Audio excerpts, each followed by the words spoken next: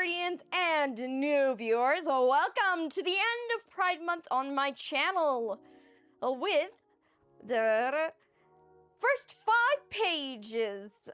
I'm Luna Songbird, and today's book or novel, but they're the same thing. No. And today I will be covering a webcomic called As Goofy as Can Be, which used to be on Webtoon, but now is on Tapas.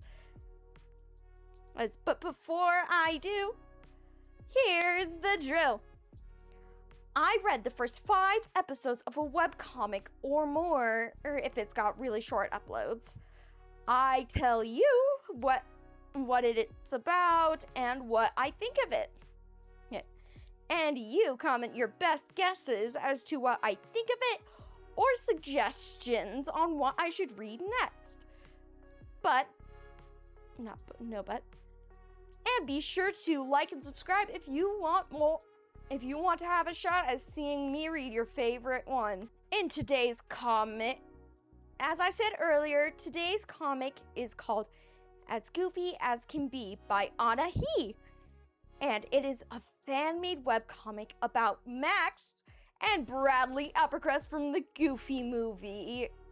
From an extremely Goofy movie, the sequel to a Goofy movie. And they are actively being shipped together. This is a romantic ship, that makes this perfect for Pride Month. For Pride, woo!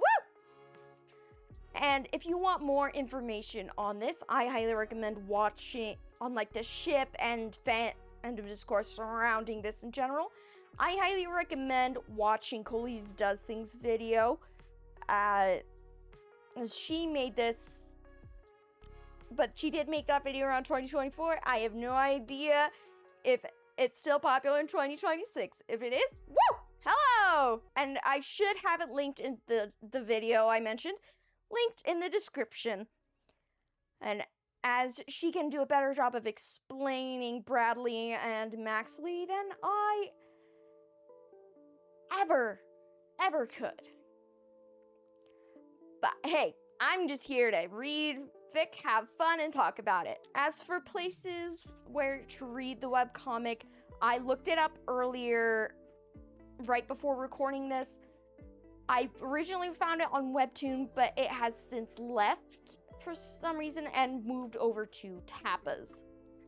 It might move again.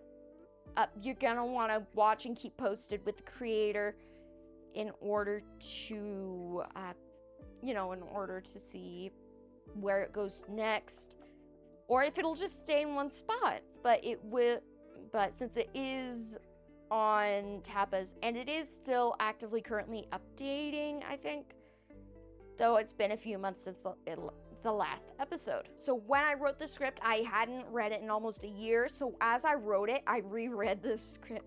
I reread the story and even wrote down some frames that I liked that should be showing you right now, right next to me. Anywho, here is my first impression of the story. It's simple and a cute comic, which with episodes that are around mid-length, so not too bad to read. As far as fan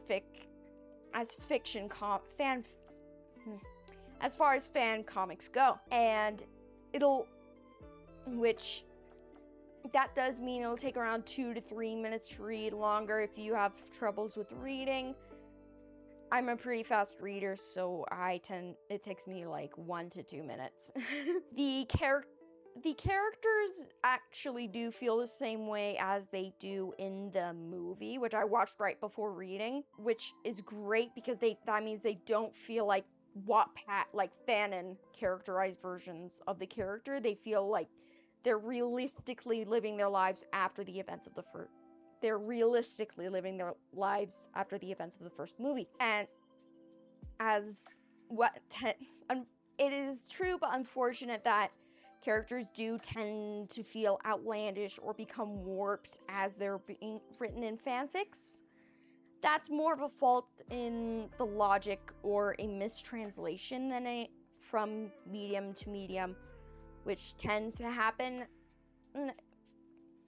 So in this comic, it actually feels very organic with how it moves forward. However, it is easy to see that this is a fan work and not an official Disney comic, as you do see Bradley Uppercrust drunk within the in the first episode.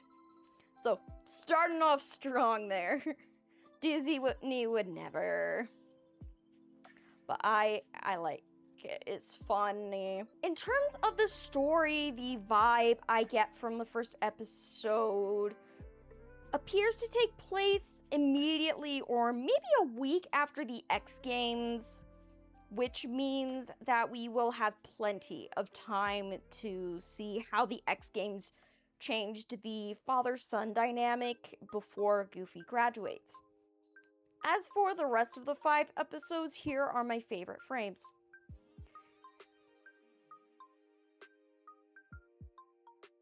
Oh, wrong side.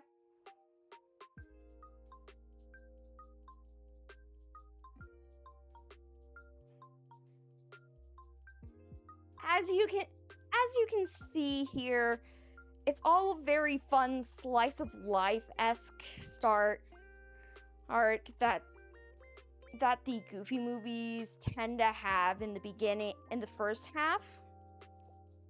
So it feels as though it fits very well within the Goofy-verse, if you will.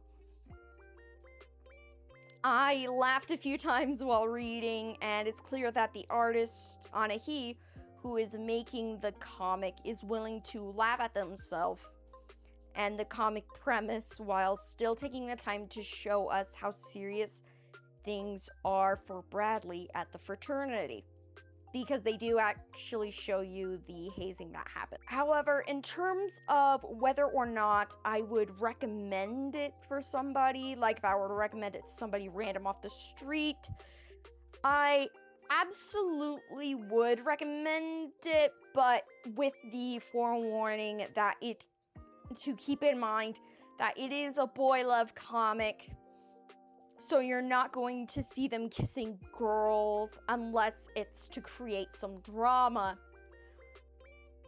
The main couple is Maxwell Goofy and Bradley Uppercrust. So they were enemies at the end of the last movie, and this webcomic will be them transitioning to lovers. But if you want to try dipping your toes in the world of fan fiction, this is a soft enough story from what I can tell within the first 15 episodes. Yes, it has had 15 episodes this time of writing.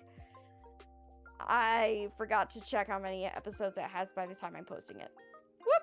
I haven't read it on Tapas in some time now.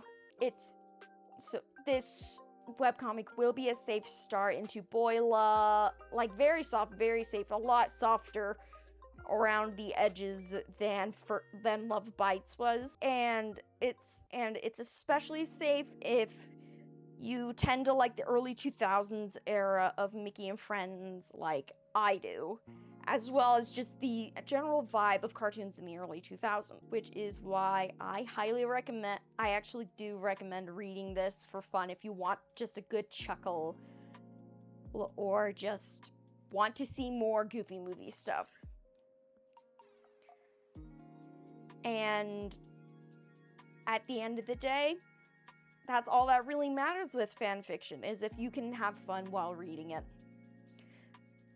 So go ahead, read this webcomic, and I will see you next time, my Sugbirdians.